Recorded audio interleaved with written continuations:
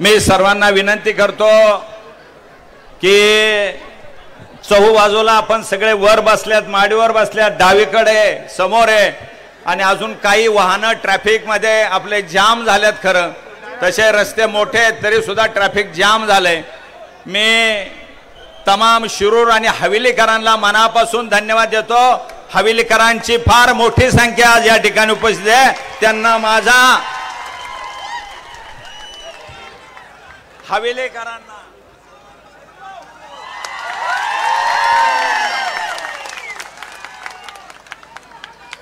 मी फार बोलणार नाही. आपल्याला साहेबांना वेळ द्यायची, साहेबांचे विचार ऐकायचे आहेत. मी फक्त या ठिकाणी काही विनंती करतो, साहेबांना विनंती करतो की आपला रावसाहेब दादा पवार घोडगंगा सहकारी साखर कारखाना साहेबांनी दीपावलीला लक्ष्मीपूजनाला सांगितलंय.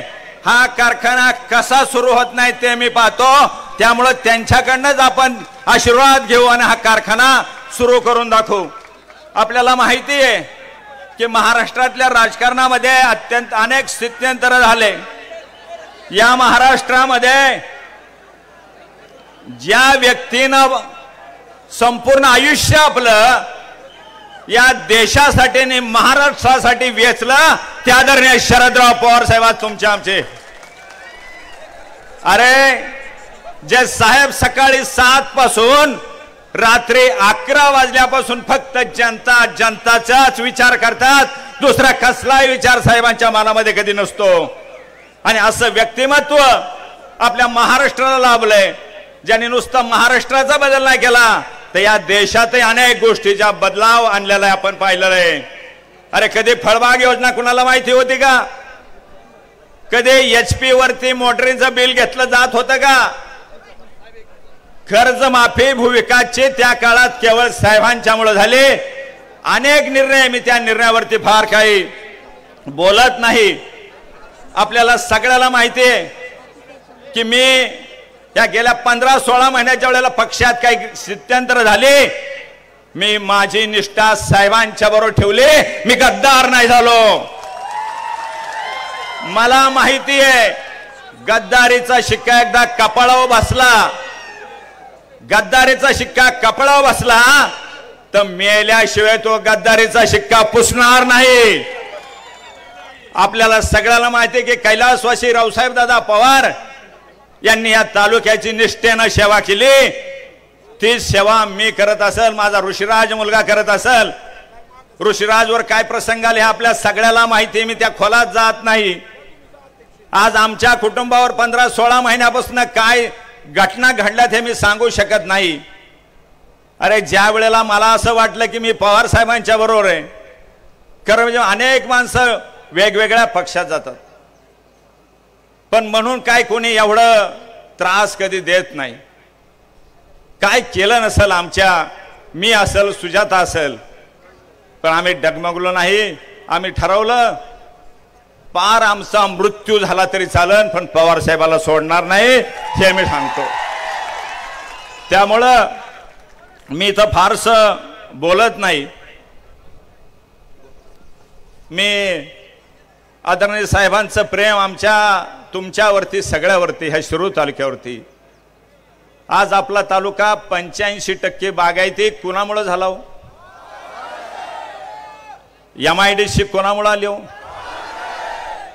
आज आपण पाहतो हिंजवडीला सुद्धा ज्यावेळेला IT होतं, वाघोलीमधले अनेक आमचे युवक त्या IT मध्ये काम करतात. खराडी IT पार्क असेल किंवा अनेक ठिकाणचे असतील. केवळ साहेबांचं वरदहस्त. साहेबांनी बी आपल्या तालुक्यावरती खूप खूप प्रेम केले. त्यामुळं साहेब सोडून काही असू शकतं हे आम्ही आमच्या आयुष्यात कधी मानलं नाही. मी कॉलेज जीवनापासून मला फार कळत नव्हतं, त्यावेळेपासून झेंडा खांद्यावर घेऊन फक्त शरद पवार जिंदाबाद म्हणायचो, दुसरं काय म्हणत नव्हतं.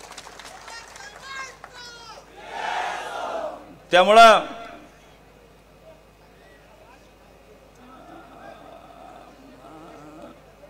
पवार साहेब हे माझं दैवत आहे.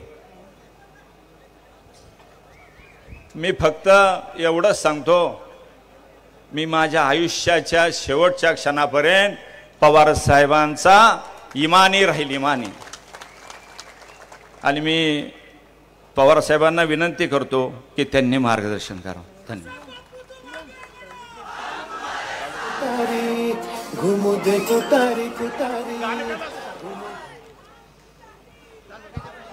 आपल्याला साहेबांनी सांगितलं की तालुक्याबद्दलच मी सांगतो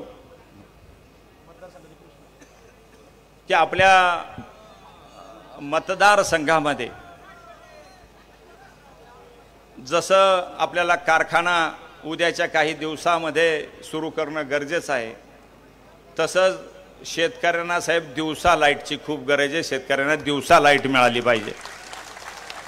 आणि साहेब असल्यावरती काही कमी पडेल असं मला अजिबात हे नाही होत. इथं हवेलीकर आमचे बसलेत, सगळे मोठमोठे नेते आहेत हवेलीकर. साहेबांच्याच कृपेमुळं पुण्यावरनं शिरूरपर्यंत दुमजली पूल मंजूर आहे, 7,000 कोटी रुपयाचा, पवार साहेबांच्यामुळं. जी वाघुलीच्या समस्या आहेत आपल्या, मग पिण्याचं पाणी असेल, ड्रेनेज असेल, वाहतूक असेल, MSCB असेल, हे सगळे प्रश्न केवळ आणि केवळ पवारसाहेब सोडू शकतात. आपल्याला माहिती आहे की ज्या वेळेला वाघोली PMC मध्ये जात नव्हती त्यावेळेला मी स्वतः मागे लागलो की ही PMC म्हणजे पुन्हा कॉर्पोरेशन मध्ये गेली वाघोली, तरच आपल्याला वाघोलीचे प्रश्न आपण सोडू शकतो, अन्यथा सुटणं अवघड आहे.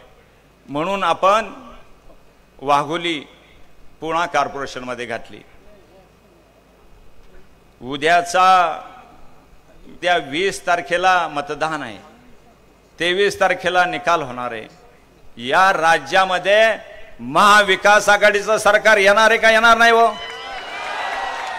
कुठे बी जाज मी खूप फिरतोय, महाविकास आघाडीचं सरकार सगळीकडे येतात. तुम्हाला माहिती आहे की अशोक पवार हा तुमच्या एका कुटुंबातला आहे, घरातला आहे.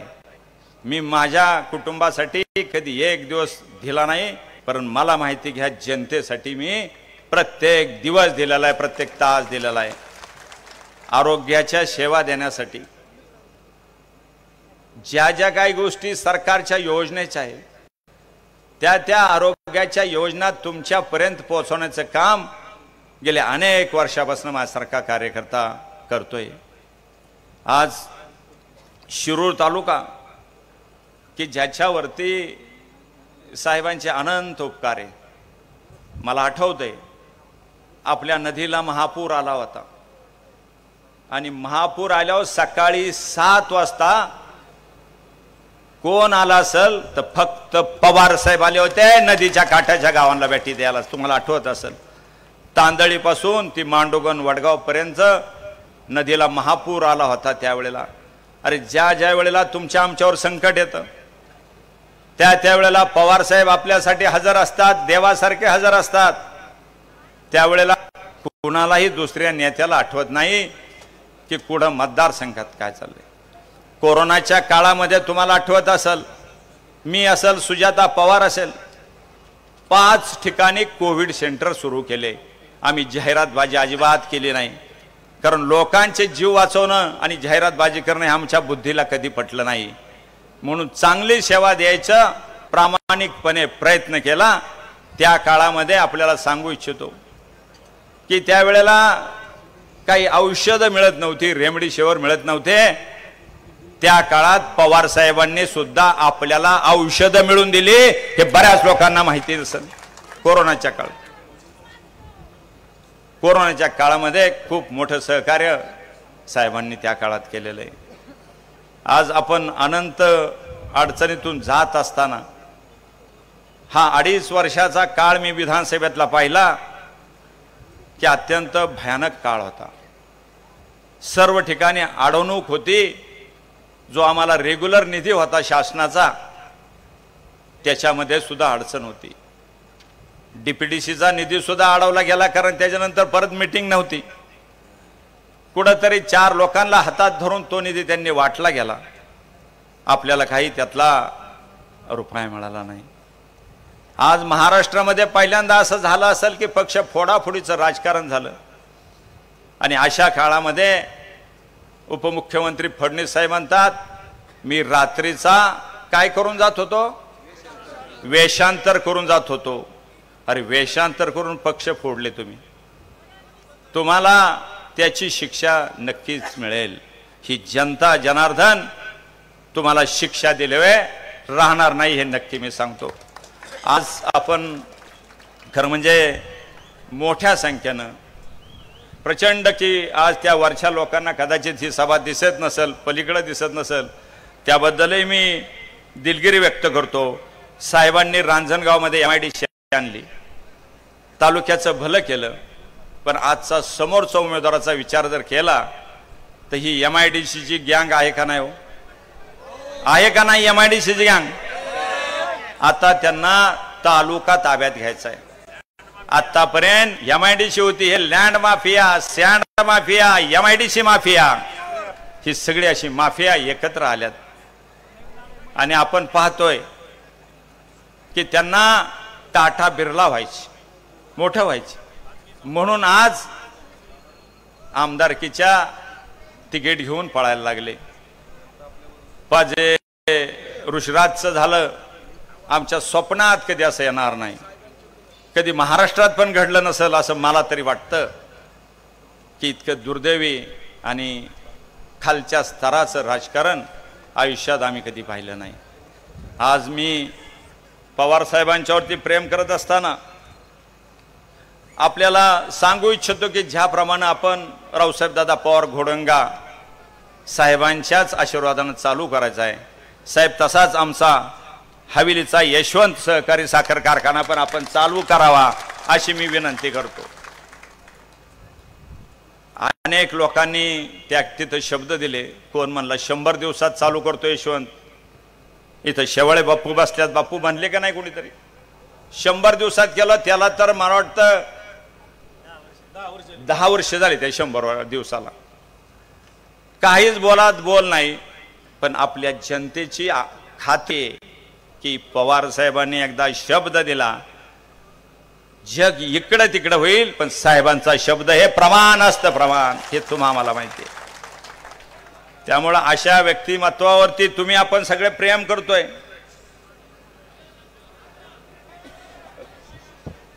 मी विनंती करतो की पुढचे जरा खाली बसा.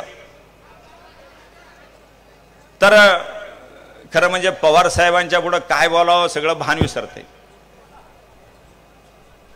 पवार साहेब पाहिलं की सगळंच विसरून जाते. मला फक्त एक सार्थ अभिमान आहे, या जिल्ह्यातले खूप पळून गेले, पण तुमच्या सगळ्यांचा अशोक पळून नाही गेला, साहेबांच्यावर राहिला, याचाच मला अभिमान आहे. मी साहेबांना सांगितलं होतं, साहेब तुम्ही काय सांगताल ते मी ऐकायला तयार आहे, तुम्ही काय म्हणताल ते ऐकायला तयार आहे. कूलर खाली घ्या, हा कूलर खाली घ्या, कूलर बंद करा. आपल्याला माहिती आहे, आज हवेली तालुक्यात माहिती घेतोय मी, निवडणूक शेवटच्या टप्प्यात आहे. कार्यकर्त्याला दमदाटी दिली जायची, स्टेटसवर फोटो ठेवला तर त्याला विचित्रपणे धमकवलं जातं. आपल्याला मी साहेबांनाच विनंती करील, साहेब तुम्ही MIDC आणली इथे, पण MIDC म्हणल्या ह्या गुंडांचा बंदोबस्त सुद्धा साहेबांनी 100% केल्याशिवाय राहणार नाही. आज आपण पाहतोय की महिला भगिनी सुद्धा साहेबांच्यावर भरभरून प्रेम करतात. काय नसेल केलं साहेबांनी. आज घोषणा होत्यात अमुक देऊ तमुक देऊ, पण खरा अधिकार कोणी दिला असेल तो आदरणीय साहेबांनीच दिला ह्या महिला भगिनीच्यासाठी. सरपंच झाले असत्या का हो तुम्ही, झाले असत्या का हो, जिल्हा परिषद सदस्य झाले असत्या का हो, पण ही सगळी संधी आज आपल्याला काकडेताईंना सभापती केलं. अशा अनेक महिला भगिनी की केवळ साहेबांच्यामुळे त्यांना त्या सन्मानाची पदं मिळाली.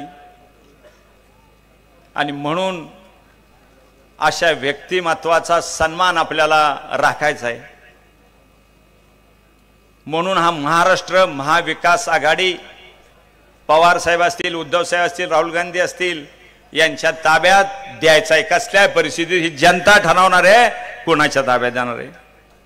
मग आम्हाला शिव्या बसल्या की म्हणले हा कसा आमदार होतो ते पाहतो. त्याच्या अगोदर लंकेनला म्हणले लंके साहेबांना कसा खासदार निवडून येतो. लंके खासदार झाले का नाही झाले. आपल्या खासदारांना कोल्हे साहेबांना पण म्हणले कसा खासदार होतो ते बघतो. आपले खासदार कोल्हे झाले का नाही. आता मला दम दिलाय ह्याला मला म्हणले ह्याला गाजर दाखवले. गाजर ह्याला कॅबिनेट व्हायचे, ह्याला पालकमंत्री व्हायचे, पण ह्याला माहिती नाही त्यासाठी आमदार व्हावं लागतं. आता मला माहिती नाही का. पुढं म्हणले बेट्या कसा आमदार होतो तेच पाहतो. इथं साहेब बसल्यात, तुम्ही बसल्यात, यांनी ठरवलं. हो काय अवघड आहे का. केवळ आणि केवळ तुमच्या आणि साहेबांच्या आशीर्वादावरती आपल्याला माहिती. माणसं घडवायचं काम केलं साहेबांनी, माणसं. आणि आज माणसं गाडायचं चालले. गाडायचं, घडवणं वेगळं, गाडणं वेगळं. मगाशी विकासरावांनी एक क्लिप ऐकून दाखवली कसा दम दिला जातो. आवाज जरा बारीक होता, कदाचित सगळ्यांना ऐकायला गेला नसेल, पण तोही महत्वाचा होता की दमबाजी कशी होती. म्हणून मी पवार साहेबांना विनंती करतो, साहेब तुम्ही आला, आम्हाला सगळं मिळालं. तुमच्या ताब्यात महाराष्ट्र द्यायचा ह्या सगळ्या जनतेला, महाराष्ट्राच्या जनतेला पवार साहेब. त्यामुळं आमचं मागणं खूप आहे, पण ते आपण 23 तारखेनंतर मागायचं ना साहेबांना. नक्की ना साहेब. आम्ही 23 तारखेनंतर आमच्या मागण्या खूप लांब आहे, पण त्या 23 तारखेच्या आम्ही आत मागणार नाही. ज्या वेळेला 20 तारखेला ही सगळी आमची जनता, महाराष्ट्रातली जनता मतदान ह्या महाविकास आघाडीला करेल, त्यानंतरच आम्ही आमचं काय मागणी असेल त्या ठिकाणी नक्की करू.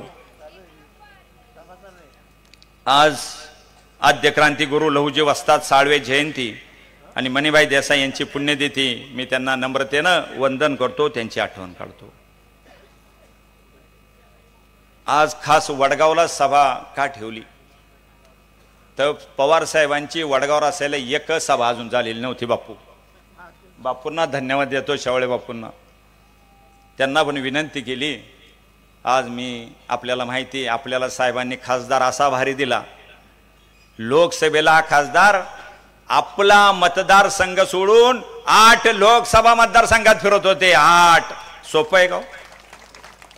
आज तुम्ही आपण सुप्रियाताईवर पण प्रेम करतो. आज आपण त्या मतदारसंघात नसलो तरी तुम्ही आपण सुप्रियाताईंची काळजी घेतो का नाही. तुम्ही आपण सुप्रियाताईंची काळजी करतो, कारण आपल्याला माहिती आहे सुप्रियाताईमध्ये आपण साहेब पाहतो, साहेब पाहतो. त्यामुळे अशी अभ्यासू हुशार माणसं घडवायचं काम साहेबांनी केलं. लोकसभेमध्ये कधी आपण पहा, लोकसभेचं कामकाज पहा, सुप्रियाताई सुळे सारखी महिला कोणती दिसती का लोकसभेत. पूर्वी 9 वेळेला संसद रत्नपटू, तसंच आपले खासदार कोल्हे साहेब हेही उत्तम प्रकारचं काम करतात. मी आज परत एकदा साहेबांना विनंती करील की मुस्लिम विकास परिषदेचा पाठिंबा बिनशर्त, मुस्लिम विकास परिषदेचं मी मनापासून आभार मानेन. आणि त्याचबरोबर ज्या